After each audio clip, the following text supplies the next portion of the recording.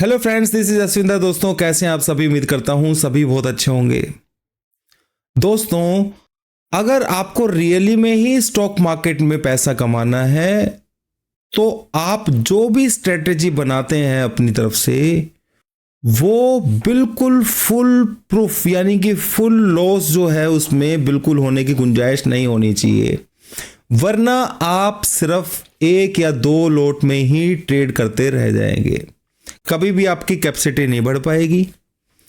और ये मैं ऐसा अचानक से क्यों बोल रहा हूं कि भाई मेरे को क्या हुआ जो मैं अचानक से आप लोगों को ये बात बोल रहा हूं कि इस तरीके से करना चाहिए। देखो दोस्तों, दो तीन चीजें हैं यहां पर। मैं पहले भी बहुत बार आप लोगों को बता चुका हूं कि जो ट्रेडर होता है उसका दिल बहुत छोटा होता है। समझ रहे हैं? दिल छोटा होने का मतलब ये है कि अगर मान लीजिए वो किसी स्ट्रेटेजी के ऊपर काम करता है और 10 में से 3 बार वो लगातार फेल हो जाती है तो उसकी चौथी बार ट्रेड डालने की हिम्मत नहीं होती, बल्कि तीसरी बार ट्रेड डालने की हिम्मत नहीं होती है।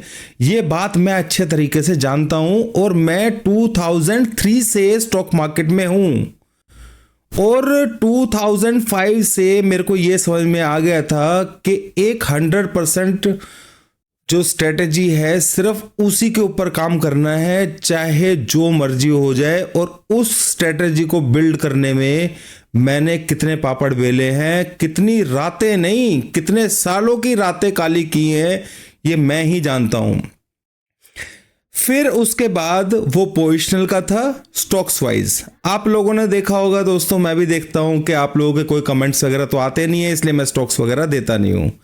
पीछे जितने भी मैंने स्टॉक्स आप लोगों को दिए थे, अदानी पोर्ट दिया था या और बहुत सारे, आईओसी के बारे में कम से कम 1.5 साल पहले 2 साल पहले मैंने उसका टारगेट डबल का दिया था।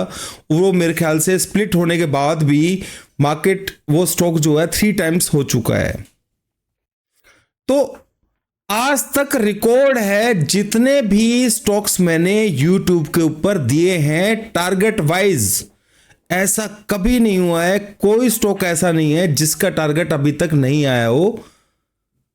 अब उसका रीजन है, एक तो मैं क्या करता हूं दोस्तों, आप लोगों ने भी न्यूज़ वगैरह में चल रहा होगा काफ़ी कि भाई वो जी टीवी के ऊपर ऐसा हुआ था कि वो पहले से ही खरीद लेते थे और वहां जाकर के डिस्क्लोज करते थे।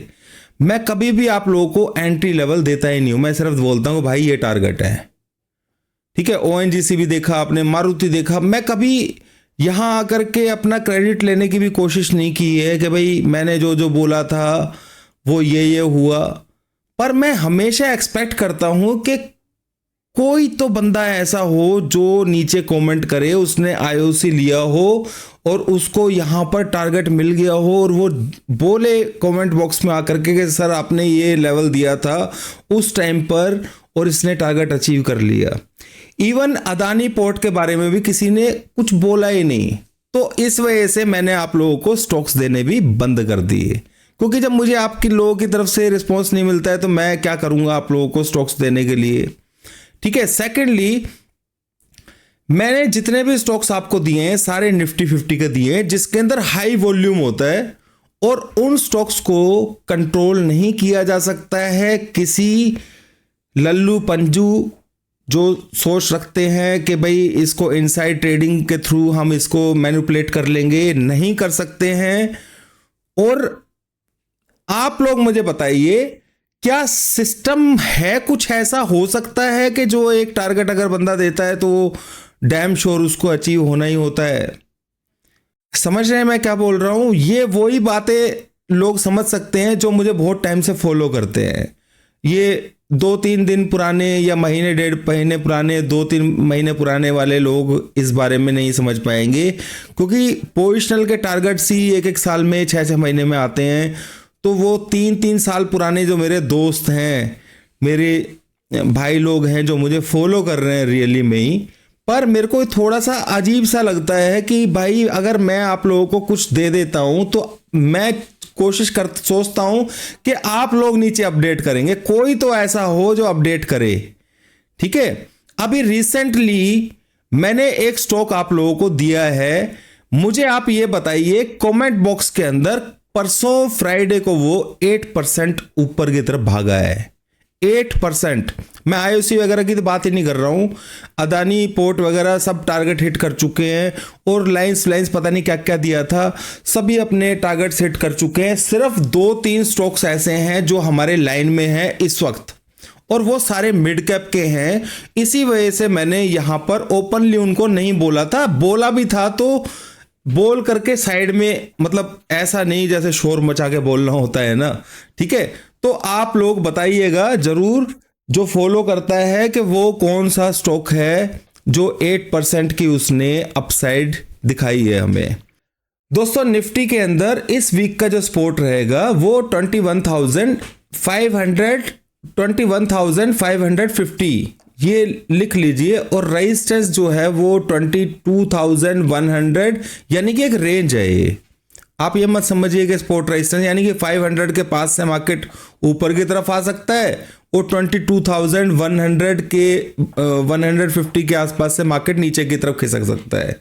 तो सिंपल सी वीकली सपोर्ट मैं बहुत टाइम से देता आ रहा हूँ, और जिसको समझ में आती है तो बहुत अच्छी बात है। उसके साथ में बैंक निफ्टी के बारे में मैं बोलूं आप लोगों को, तो 44,800 900 की सुपर सपोर्ट है, और रेजिस्टेंस देखा जाए तो 46,300 400, यानी कि बैंक निफ्टी के अंदर 46,400 500 डिसाइड करेगा मार्केट का मूव। ध्यान से समझ लेना मेरी बात को दोस्तों, ठीक है। अगर इसने 46,400 के ऊपर थोड़ा भी सस्टेन होने की कोशिश की, और फिर ये बैक आ जाता है, क्योंकि गिरावट तो आने के चांसेस हैं, तो उस कंडीशन के अंदर फिर हम निफ्टी और बैंक निफ्टी को नीचे डाउन से फिर प्रॉपरली खरीद पाएंगे। अभी अगर सिनेरियो देखें दोस्तों, डाइसी है बिल्कुल। यूएस मार्केट मैंने देखा है 80% माइनस में जरूर है, ठीक है। कल भी जब मैं वीडियो बना रहा था, क्योंकि मैंने फिन निफ्टी के अंदर कुछ ऐसा देखा था, बैंक निफ्टी थोड़ा सा फोर्स था, हो सकता है कि ऊपर खुल जाए, पर 46,000 के आसपास ये रेजिस्टेंस दिखाएगा। आप ध्यान रख लेना, 46,300 के आसपास, तो भाई अगर ये मतलब 400 का इसमें लेवल है, ठीक है। 300 एंड 400 ये स्ट्रॉन्ग रेजिस्टेंस का काम करने वाले हैं। सपोर्ट देखा जाए 44,800 900, ठीक है। तो आप 300-400 46,300 400 यहां के आसपास अगर आपको कोई सिग्नल ऐसा मिलता है सेल साइड का, तो जरूर करना। अगर फोर्स अपसाइड का होगा, जिसके चांसेस मुझे लगते नहीं है, जो मैं डर रहा था BTST जाने से, ठीक है, तो उसके पीछे कुछ ना कुछ रीजन है, तो वहां से सेल के चांसेस रहेंगे। पर मैं श्योर इसलिए नहीं बोल सकता हूं, मैं लेवल बता सकता हूं, क्योंकि सब कुछ फोर्स के ऊपर डिपेंड रहेगा, समझ रहे हैं। तो यहां पर आप लोगों को ये बात समझ में आ गई होगी कि बैंक निफ्टी के अंदर किस तरीके से आपको अपना ट्रेड लेना है। और निफ्टी के अंदर दोस्तों पावर पॉइंट जो है उसके ऊपर मार्केट चल रहा है। आप लोगों को पावर पॉइंट का अगर देखें तो 674 का लेवल जो है वो सपोर्टिव लेवल रहेगा। अगर उसके नीचे मार्केट जाता है निफ्टी, तो थोड़ा सा मतलब फिर सेल ऑन राइज है, ठीक है। ऊपर की तरफ अगर हम देखें तो कल अगर बाई चांस ऊपर खुलता है तो 875 830 के अराउंड सप्लाई आने के चांसेस हैं। मैं इसीलिए छोटे से टारगेट के लिए मैं बाय करके 3 दिन के लिए 2 दिन की छुट्टी है, क्या करेंगे उसमें, ठीक है ना। तो इसलिए मैंने BTST नहीं दिया था। अगर डाउन में होता तो मैं जरूर BTST देता। बैंक निफ्टी के अंदर अगर हम देखें तो हो सकता है कि मैक्सिमम चांसेस हैं कि 46,000 के आसपास मार्केट ओपन हो, पर वहां पे बहुत ध्यान रखना है जब तक हो, मतलब मैंने पहले भी लास्ट वीक बताया था 46,200 का लेवल दिया था, जब तक उसके ऊपर सस्टेन नहीं होगा बैंक निफ्टी में शॉर्ट कवरिंग नहीं आएगी बढ़िया वाली। तो अब तो लेवल ही चेंज हो गए हैं, 300 400 के लेवल चेंज हो गए हैं। तो जब तक ये लेवल्स के ऊपर अगर होल्ड हो गया मार्केट, तो एक बार को जिसके चांसेस मेरे को अभी नहीं लग रहे हैं, थोड़ा सा 1-2 डिप और मार्केट खिलाने की कोशिश करेगा। ऐसा नहीं है कि एकदम से ही मार्केट खींच देगा यहाँ से, तो मार्केट या तो सबको सेल में बिठाएगा, ठीक है। तो यहाँ पर कल भी मैंने डिस्कशन किया था कि मार्केट एक साइडवेज के अंदर है अभी फिलहाल, तो उसको जब तक कॉन्फिडेंट ना हो आप ट्रेड मत के, एग्रेसिव ट्रेडिंग करना इस वक्त ठीक नहीं है। ठीक है, बैंक निफ्टी के अंदर देखते हैं कि कल क्या होगा, लेवल्स मैंने आप लोगों को दे दिए हैं। अगर कुछ मेरे से हो पाएगा तो मैं आपके प्रीमियम चैनल के अंदर जरूर दे दूंगा, कुछ ना कुछ जरूर लिख दूंगा, जो मेरे को क्लियरिटी होगी तो मैं जरूर लिखूंगा आप लोगों के लिए। दोस्तों बस टेलीग्राम चैनल को आप ज्वाइन कर लीजिएगा। Thank you very much. उम्मीद करता हूं दोस्तों कि जो मैंने पूछा है आपसे उसका जवाब जरूर देंगे। और बहुत सारे स्टॉक्स हैं दोस्तों, ऐसा कोई स्टॉक नहीं है, मैंने पीछे पूरी वीडियोस बना बना करके 2022 में 23 में मैंने इतने सारे स्टॉक्स आप लोगों को दिए थे। ठीक है, एनीवेज सब आप लोगों की श्रद्धा है, मेरे को तो कोई ऐसा नहीं है। ठीक है, क्योंकि मैं सिर्फ आपसे ये पूछना चाहता हूँ, क्या रियली में कैलकुलेशन एक ऐसी चीज हो सकती है जिससे 100% स्टॉक्स के टारगेट निकाले जा सकते हैं? ठीक है, जो लोग मेरे को जानते हैं वो जवाब दें इस चीज का। Thank you.